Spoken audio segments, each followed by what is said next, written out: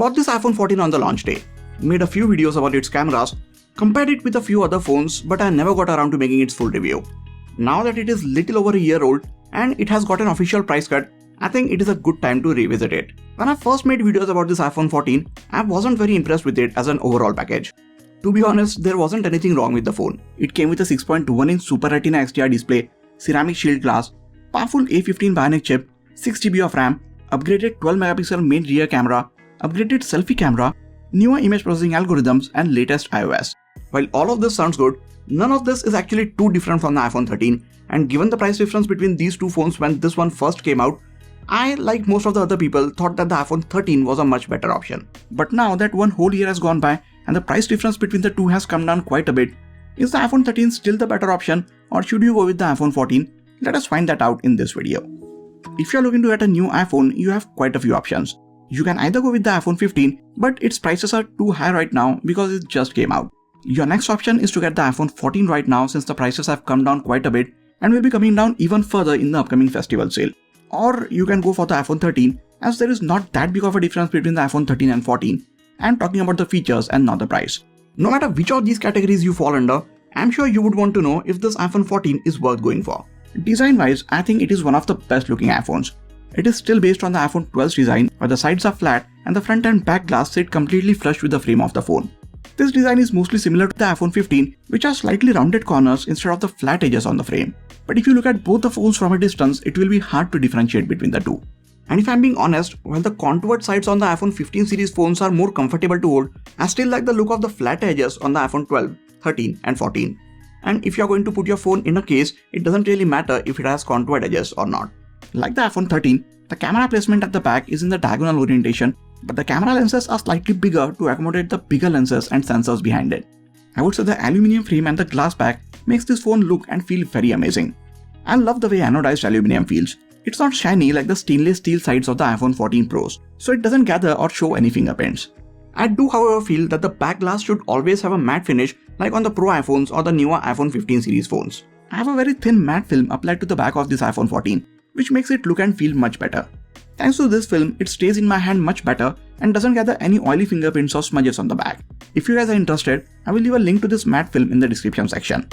The 6.1-inch display at the front is the perfect size to be big enough to watch content and play games on, but it is still compact enough that it sits comfortably in your hands. Speaking of the display, it's a Super Retina XDR OLED display, can play HDR10 and Dolby Vision content, and it gets very bright, so you won't have any issues using this phone in bright sun. It is just a 60Hz refresh rate panel, but it feels extremely smooth.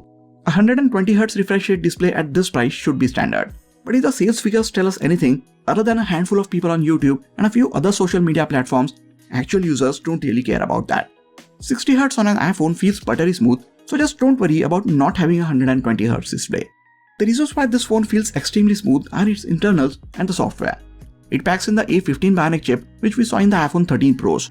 It gets 6GB of RAM, and it gets 128, 256 or 512GB of fast NVMe internal storage. This is all that is needed to keep this phone performing as good as it does for years to come. Now it might sound like the same processor from the iPhone 13, but this one gets 1 extra GPU core and 2 extra gigs of RAM, which results in overall better performance. Apple has tight integration between its hardware and software, so the software, which is iOS, that runs on this phone is written in a way that it squeezes the most performance out of the available hardware. 6GB of RAM might sound low when you look at Android phones coming with 12 and 16GB of RAM, but 6GB of RAM on this phone doesn't feel slow by any means. In fact, this one is faster than most of the Android flagship phones with top of the line specs, so you don't have to worry about the performance of this phone. If you're someone who plays a lot of games or consume a lot of content on your phone, then you are going to love the speakers on this phone. The stereo speakers get plenty loud, and this phone produces surprisingly rich audio. So overall, you will have a great experience if you plan on consuming a lot of media on this iPhone 14. Both the rear cameras get 12MP sensors, but the main one now gets a much bigger sensor compared to the iPhone 13. This is actually the same main image sensor and the lens combo that we got on the iPhone 13 Pros last year. So we get previous year's best cameras on this year's base variant of the iPhone 14, which is great. It takes amazing images with great details and vibrant colors.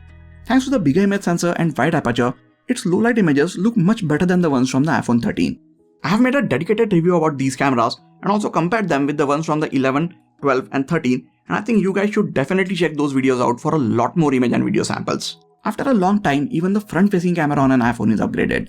With a wider aperture, this one now also gets autofocus, which means your selfies are now sharper than ever.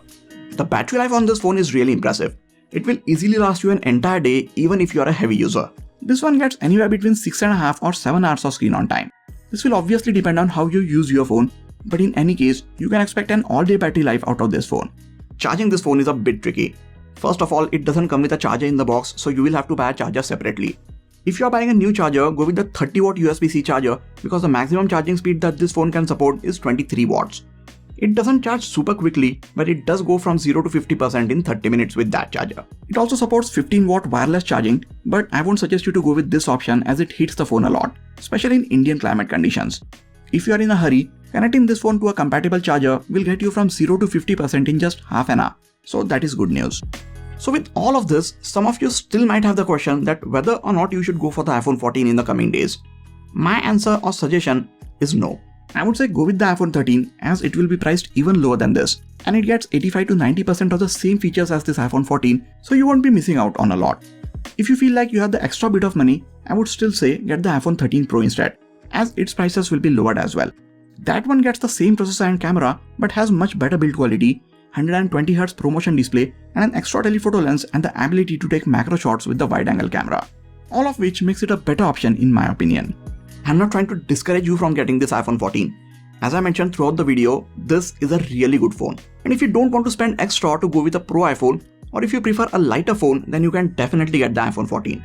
If you are planning on getting this iPhone 14, then let me tell you that there is no better time to get it than during the pre-Diwali sale on Amazon and Flipkart. During that time, it might even be selling for less than 50,000 rupees, which is going to be a crazy price for this phone. And that is the lowest that it will be available for at least an year or so. So if you're planning to get one, now is the time.